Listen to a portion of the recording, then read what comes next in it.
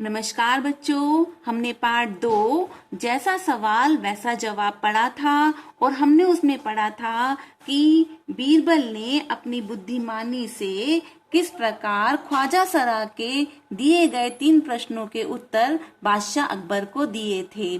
तो आज हम इस पाठ से संबंधित कुछ अभ्यास कार्य करेंगे। तुम्हारी बात क ख्वाजा सरा के तीनों सवालों का क्या कोई और जवाब हो सकता है? अपने मन से सोचकर लिखो। तो बच्चों, आपको यहाँ पर उन 3 प्रश्नों के उत्तरों के सवाल आपको खुद जो सवाल थे उनके जवाब खुद देने हैं, अपने मन में सोचकर देने हैं। तो पहला प्रश्न क्या था उनका? पहला प्रश्न था कि संसार का केंद्र कहाँ है। दूसरा प्रश्न उन्होंने पूछा था आकाश में कितने तारे हैं। और तीसरा प्रश्न था कि संसार की आबादी कितनी है। तो बच्चों, इन प्रश्नों के यदि कोई और उत्तर हो सकते हैं तो आप उनके जवाब अपनी बुद्धिमानी से सोचकर देंगे। ख अगर तुम ख्वाजा सरा की जगह पर होते तो बीरबल को हराने के लिए कौन से सवाल पूछते? तो बच्चों, आप बुद्धिमान है ना, तो आपको बीरबल को हराने के लिए कौन से सवाल पूछने चाहिए थे? अगर ख्वाजा सरा की जगह होते तो आपको ये खुद ही सोचना है। ग ख्वाजा सरा का बस चलता तो वे बीरबल को हिंदुस्तान से निकाल देते। अगर तुम्हारा बस चले तो तुम कौन कौन सी इच्छाएं पूरी करना चाहोगे? तो बच्चों, आपको यह सारे प्रश्न अपनी बुद्धिमानी से सोच समझकर देने हैं। बस नीचे लिखे वाक्य पढ़ो। मैं बस में बैठकर स्कूल जाती हूँ। ख्वाजा सरा का बस चलता तो वे बीरबल को निकाल देते। बस अब रुक जाओ। बस 2 दिन की तो बात है, मैं आ जाऊंगी। ऊपर लिखे वाक्यों में बस शब्द के अर्थ अलग अलग हैं।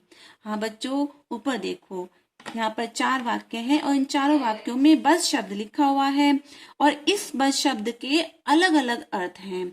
जैसे कि ऊपर वाले वाक्य में जो बस है उसका अर्थ है एक वाहन, एक सवारी। दूसरा जो बस है उसका अर्थ है कि उनका नियंत्रण होता, अगर जो उनके ऊपर प्रभाव होता तो वो उनको निकाल देते।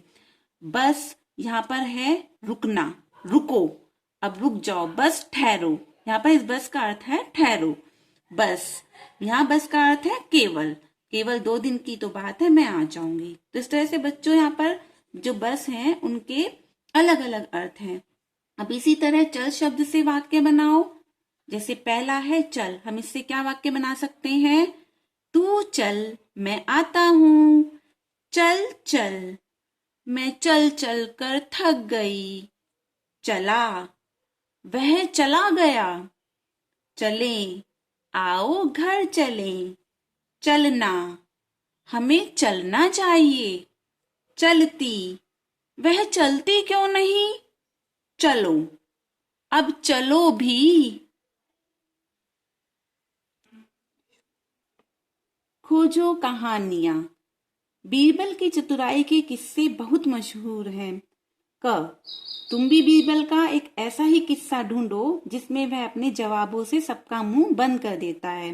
तो बच्चों, आप लाइब्रेरी में जाओगे जब, वहां से आप अकबर और बीरबल के किस्सों की एक किताब लेना, एक पुस्तक लेना और उसमें से जो आपको पसंद आता है कोई ऐसा मशहूर किस्सा ढूंढकर उसको याद करना। ख बीरबल की तरह बहुत से अन्य व्यक्तियों की हाजिर जवाबी के किस्से प्रसिद्ध हैं, उनके नाम पता करो। अब बच्चों, आपको नाम तो पता ही होंगे।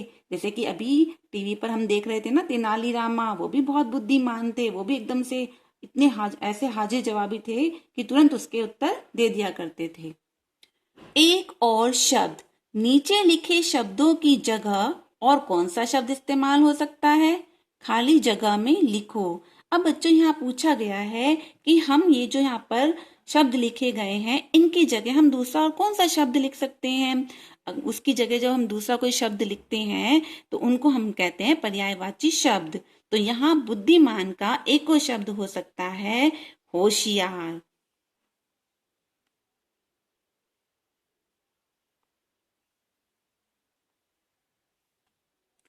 अभिमान, अभिमान का हो सकता है घमंड।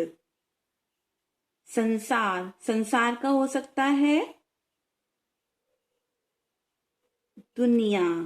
मूर्ख, मूर्ख का क्या होगा बच्चों यहाँ पर? बुद्धू। विश्वास, विश्वास का क्या होगा? भरोसा। कोशिश, कोशिश का होगा प्रयास या प्रयत्न। हम इसके और भी शब्द लिख सकते हैं जिन्हें हम पर्यायवाची शब्द कहते हैं कि अर्थ एक ही है बच्चों। बुद्धिमान बोले या होशियार बोले एक ही अर्थ है। तो एक ही अर्थ है लेकिन शब्द अलग अलग हैं और एक ही अर्थ है, उनको हम कहते हैं पर्यायवाची शब्द। मुहावरे, नीचे लिखे मुहावरों का इस्तेमाल तुम कब कब कर सकते हो? आपस में चर्चा करो। अब इनका वाक्यों में इस्तेमाल करो। अब देखो बच्चों, हमारे पाठ में कुछ मुहावरे भी आए हैं, जैसे नाक भौं सिकोड़ना, कलई खुलना, छक्के छूट जाना, तूती बोलना, ये सब मुहावरे आए हैं। हमें इनका अर्थ पता होना चाहिए। जैसे नाक भौं सिकोड़ना का होता है बुरा सा मुंह बनाना, कलई खुलना का अर्थ होता है भेद खुलना। अब मैं यहाँ पर एक वाक्य इसका बनाकर दिखाऊंगी कि नाक भौं सिकोड़ना। आज घर में मूंग की दाल बनी है, यह सुनकर मैंने नाक भौं सिकोड़ ली। अच्छा, कलई खुलना, इसका भी चलो वाक्य मैं आपको बनाकर बता देती हूँ। परीक्षा में मेरे अंक जब सबने देखे तो मेरी कलई खुल गई। बच्चों, मैंने आपको यह अभ्यास कार्य कराया, यह संपूर्ण अभ्यास कार्य समझाया। आशा करती हूँ आप सभी को यह समझ में आ गया होगा। धन्यवाद।